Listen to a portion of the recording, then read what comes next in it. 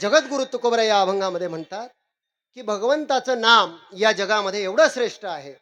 बर, भगवंताची नामसाधना जर तुम्ही केली तर भगवंताच्या नामसाधने इतकं सरळ सोपा मार्ग दुसरा नाही. बरं, या मार्गाकरता संतांनी एवढा आग्रह धरला, एवढा अट्टहास केला. मोडून या वाटा सूक्ष्म दुस्तर केला राज्यभार चाले. मोडल्या सगळ्या वाटा, ज्या अवघड होत्या दुस्तर होत्या त्या मोडून काढल्या, सोपा राजमार्ग निर्माण केला. तरी काही लोक अलीकडच्या काळात भेटतात आम्हाला, म्हणतात महाराज अजून काही अवघड असेल तर सांगा. आता सोपं केलं ना संतांनी, सोपं करायचं सोडून आपण अवघडात का पडतो हा मोठा प्रश्न आहे. पण संतांनी सांगितलं सोपं, सोपी पायवाट केली, सोपा मार्ग आहे. आणि आम्ही वैकुंठवासी आलो याची कारणासी, झाडू संताचे मार्ग आडराणी भरले. लोकांचा मार्ग सुखकर व्हावा म्हणून संतांनी साधा आणि सोपा मार्ग सांगितला. बर, मार्ग सांगितला. या अभंगामध्ये जो मार्ग जगद्गुरु तुकोबाराय सांगतायत तो नाम मार्ग आहे. मला अजून अभंगाकडे यायचं आहे, मी प्रस्तावना करतोय, नाम मार्ग सांगतोय. बरं, या अभंगातला नाम मार्ग आहे किंवा त्याला भक्ती मार्ग म्हणा. मार्ग किती आहे अध्यात्मामध्ये? प्रमुख चार मार्ग आहे. एक कर्म मार्ग आहे, ज्ञान मार्ग आहे आणि एक योग मार्ग आहे. जास्त वेळ नाही, थोडक्यात थोडक्यात सगळ्या मार्गाचा उल्लेख करतो. पहिला कर्म मार्ग. कर्म मार्ग असा आहे की आयुष्यभर तुम्ही कर्म सांभाळायचं, पण गहन कर्मना गती ही, कर्माची गती गहन आहे.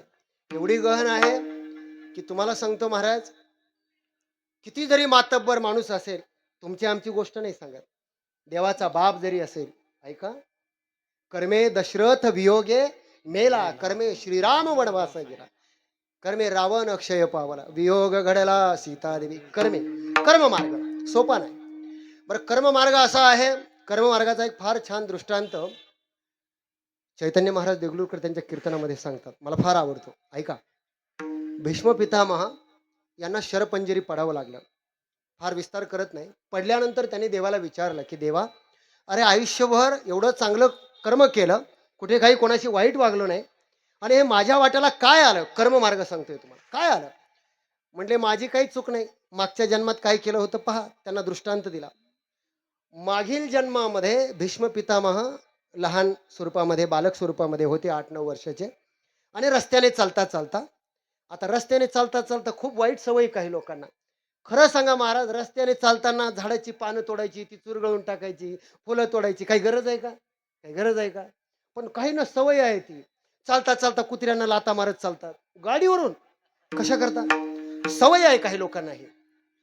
पण कर्माची गती एवढी गहन आहे की ते भीष्म पितामह रस्त्याने चालले होते, सरड्या पडलेला होता एक, अगदी मरणसन्न अवस्थेमध्ये. त्याला असं काडीने उचललं आणि फेकलं, त्या काट्यावर जाऊन पडला. काही क्षणभरच तो जिवंत राहिला आणि मेला.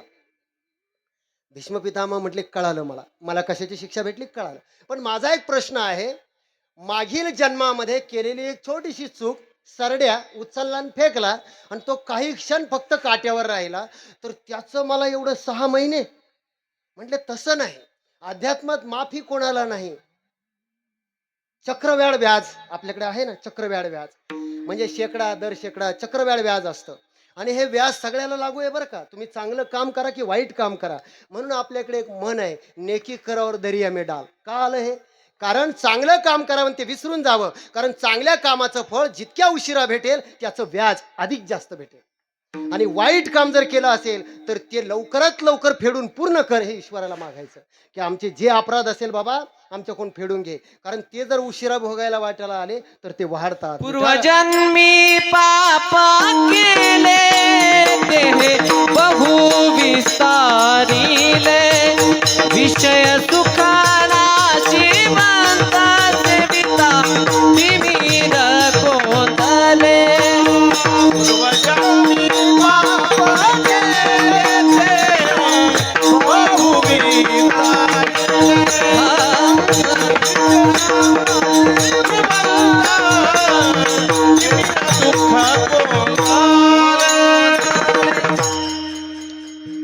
जन्मामध्ये केलेलं पाप व्याजासकट परत येतं आणि ते भोगावं लागतं. म्हणून आयुष्यामध्ये माणसानं चांगलं कर्म करावं, वाईट कर्माच्या भानगडीमध्ये पडू नये. कर्मक मार्ग कसा आहे माहिती आहे का? आयुष्यभर तुम्ही सांभाळा कर्म, कितीही जपा. साधा प्रश्न तुम्हाला मी आज कीर्तनामध्ये विचारतो. एखाद्या भांड्यामध्ये जर 100 लिटर दूध असेल, 100 लिटर दूध असेल, तर ते दूध नासवण्याकरता किती किलो मीठ लागेल हो? खडा, किंवा ते दूध नासवण्याकरता कांद्याचा रस किती लिटर लागेल? एक थेंब पुरेसा आहे. तसं आयुष्यभर कर्म सांभाळलं पण छोटासा डाग पुरेसा आहे, संपलं कर्ममार्ग. म्हणून कर्ममार्गाचे अधिकारी अल्पज्ञ आहेत. पुढे चला ज्ञानमार्ग. ज्ञानमार्ग सोपा आहे का महाराज? ज्ञानमार्गासारखं पावित्र्य, ज्ञानमार्गासारखा मोठा मार्ग जगामध्ये नाही. पण सगळे ज्ञानमार्गाचे अधिकारी होऊ शकतात का? तुमची इच्छा असेल तरी होऊ शकतात का? आता ज्याला काही लोकांची परिस्थिती आजकाल अशी आहे, वेदांत शास्त्र ऋचा जर तुम्ही पाहिल्या तर तुम्हाला सांगतो ज्ञान मार्गाकडे मनुष्य प्रवृत्त होणारच नाही. आणि अलीकडच्या काळामध्ये ज्ञान मार्ग तर न सांगितलेला बरा. एक तर आयुष्यमान कमी, किती लोक ज्ञान मार्गाला प्रवृत्त होतात? सोपी गोष्ट नाही महाराज. अलीकडच्या काळामध्ये मी तर असं म्हणतो की अजून शहरातली परिस्थिती जरा बरी आहे, पण तुम्ही जर कधी ग्रामीण भागात गेलात तर शाळा महाविद्यालय कॉलेज जर तुम्ही पाहिले आणि जी एकंदर शिक्षणाची अवस्था आहे, तुम्हाला सांगतो महाराज, आता 12 जानेवारीला स्वामी विवेकानंदांची जयंती झाली. ज्ञानाची ताकद काय असते? ज्ञानाची ताकद एवढी मोठी असते की जगामध्ये सत्ता नाही मिळाली तर चालेल, संपत्ती नाही मिळाली तर चालेल, पण ज्ञान जर मिळवलं तर एखादा माणूस जर एखाद्या पदावर असेल, सरपंच झाला एखादा माणूस, त्याला किंमत कुठे हो? गावात. आमदार झाला तर तालुक्यात, मंत्री झाला तर राज्यात, अजून कॅबिनेट मंत्री केंद्रात मंत्री झाला तर देशात, त्याच्यापेक्षा अजून कुठे झाला तर अजून कुठे पद मिळेल. जसं जसं पद तसं तसं त्याला मान मिळेल. पण विद्वान माणूस हा जिथं जातो तिथं जिथं उभं राहतो तिथं स्वतःचं राज्य निर्माण करतो. कारण विद्वान सर्वत्र पूज्यते. ही विद्वान माणसाची किंमत आहे. ज्ञानी माणसाला स्थान लागत नाही, तो स्थान निर्माण करतो. ही ज्ञानी माणसाची ताकद असते. कारण काय असतं, स्थान बदललं की एखाद्या माणसाचं, तुम्हाला सांगतो मी गमतीनं नेहमी म्हणत असतो की काही माणसं पदानं मोठी होतात आणि काही माणसं ज्ञानानं मोठी होतात. ज्ञानानं मोठी झालेल्या माणसाचं मोठेपण तुम्ही कधीही काढून घेऊ शकत नाही. 2 भाऊ जर असतील आणि एखादा भाऊ जर डॉक्टर झाला आणि उद्या जर वाटण्या करायची वेळ आली आणि दुसरा भाऊ म्हटला की मी काबाड कष्ट करून याला डॉक्टरकी करताना पैसे दिले, सगळी वाटणी बरोबर झाली, पण याची डॉक्टरकी अर्धी करायची बाकी राहिली, कशी द्यायची? देता येईल का? ज्ञान नाही देता. ज्ञानाची वाटणी होऊ शकत नाही. ज्ञानाची चोरी होते का? चोरी होऊ शकत नाही. एक उदाहरण सांगतो तुम्हाला. पदाने मोठी झालेली माणसं, पद गेलं की किंमत जाते. आंधळे महाराज, एका ग्रामीण भागामध्ये एक माणूस सरपंच झाला. गंमत आहे की पदाने माणसाला मोठेपणा आला की काही लोकांच्या डोक्यामध्ये त्या पदाची हवा जाते. आता ते ग्रामीण भागात सरपंच लोक कसे होतात हे मी कीर्तनात नाही सांगत तुम्हाला. फार अट्टहास त्यांना करावा लागतो. इकडचे लोक तिकडे, तिकडचे लोक इकडे, भरपूर करतात ते, आणि झाला सरपंच. बरं, सरपंच झाल्यानंतर मग सगळे गावातले लोक त्याला मान द्यायला लागले. अण्णा आले, अण्णा आले, अण्णा आले. त्या माणसाला वाटलं किती लोक मानतात. बरं, सारं गाव मानायचं. त्याच्या डोक्यात हवा गेली सरपंचकीची. तो माणूस तालुक्याला जाण्यासाठी एस टी स्टँडवर आला. स्टँडवर आल्यानंतर तिकून बस आली, ती तालुक्यावरच भरून आली. गाडीमध्ये जागाच नाही. हा जसा गाडीमध्ये चढला त्याने बघितलं बसायला कुठेच जागा नाही. काय करावं? तेव्हा त्याच्या लक्षात आलं, आपण गावचे सरपंच आहे, लोक आपल्याला एवढे मानतात, गाडीत कोणी आपल्याला सीट देईना. तो एका माता माऊली जवळ गेला आणि आंधळे महाराज त्या माऊलीला तो काय म्हणतो, म्हटले उठा, मला जागा द्या. म्हटले का? म्हणजे तुम्ही मला ओळखत नाही का? म्हटले कोण आहात तुम्ही? मी अमुक अमुक गावचा सरपंच आहे, त्याच्यामुळे तुम्ही मला सीट दिली पाहिजे. ती बाई लोकशाहीत वाढलेली होती, हुशार होती. ती म्हटली, हे बघा तुमचं बरोबर आहे, पण माझ्या एका प्रश्नाचं उत्तर द्या. तुम्ही सरपंच गावाचे की गाडीचे? सरपंच गावाचे की गाडीचे? म्हणले गावाचा. सीट जायचं गावात मागायचं, इथं नाही मागायचं. हे मी कशा करता सांगतो, सत्ता संपली तुमची किंमत संपली.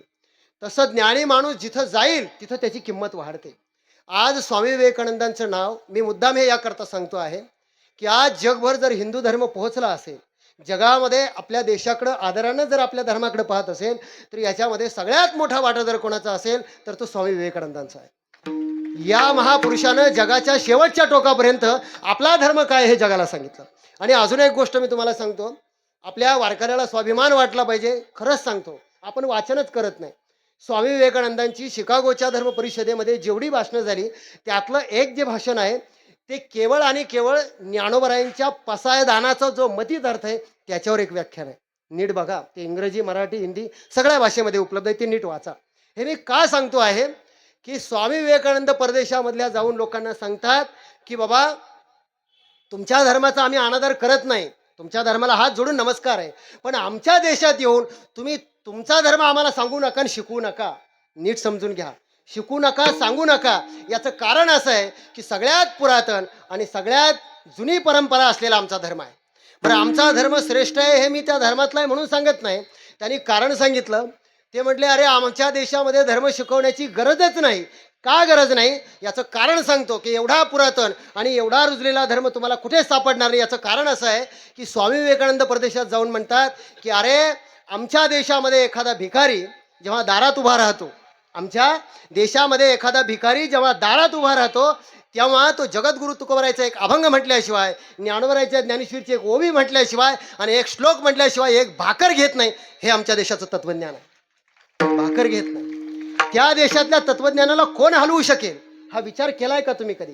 अरे जो वासुदेव आंधळा पांगळा आम्ही म्हणतो, मी तुम्हाला खरंच सांगतो आंधळे महाराज, मला नवल वाटतं की आज आम्हाला कीर्तनकाराला इतकी चांगली व्यवस्था प्राप्त झाली की आम्हाला लोक आल्यानंतर येण्याच्या आधी विचारतात, आधी जेवणार आहात की नंतर जेवणार आहे, तुम्हाला जेवणाला काय करायचं. पण ज्या नाथांच्या भूमीमध्ये मी राहतो तो नाथ महाराजांचा काळ जर तुम्ही पाहिला तर पूर्ण यादवांचं राज्य संपलेलं आहे. ज्या राज्यामध्ये जर तुम्हाला कीर्तन आणि प्रवचन करायचं असेल तर सरकारी दरबारी परवानगी घ्यावी लागत होती. आज जर तशी परिस्थिती निर्माण झाली तर किती कीर्तनकार शिल्लक राहतील हे मी या गादीहून सांगत नाही. कारण धर्माच्या संबंधानं आज अनुकूलता निर्माण झाली, संतांनी तेवढी निर्माण केली आहे. फक्त आपलं काम एवढं आहे की प्रामाणिकपणे तो पंथ आणि ती परंपरा घेऊन आपण पुढे चाललं पाहिजे. विठाला विठ्ठला, विठ्ठला.